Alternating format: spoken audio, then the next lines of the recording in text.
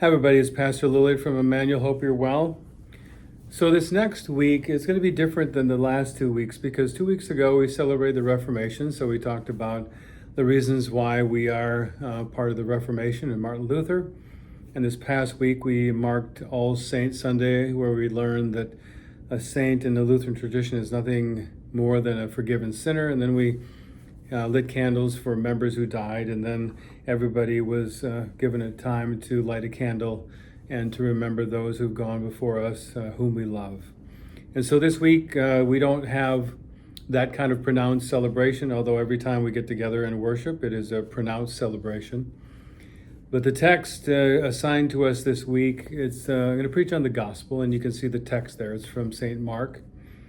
And it's this little section where Jesus and the scribes and the scribes and Pharisees were the religious educated. They were the elite, if you will, trained, and they knew all the laws and they knew all the things that were holy.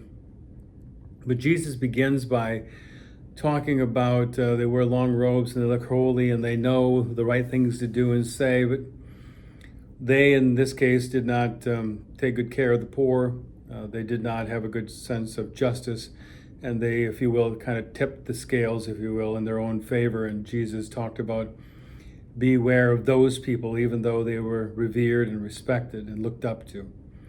And then, as Jesus would often do, there was an immediate juxtaposition where it just so happened that there were people who were going off, and as part of their act of worship, they were giving their monetary gifts or the gifts of livestock or whatever to the temple. And there were a number of people who put in a lot of coins and a lot of dollar bills, if you will, or many cattle or chickens or whatever else they were giving. And then noticed that there was this very humble and poor widow who only had a couple coins. And at least according to, and apparently he's just watching closely, she only had a little bit, and she gave it all to the work of the church.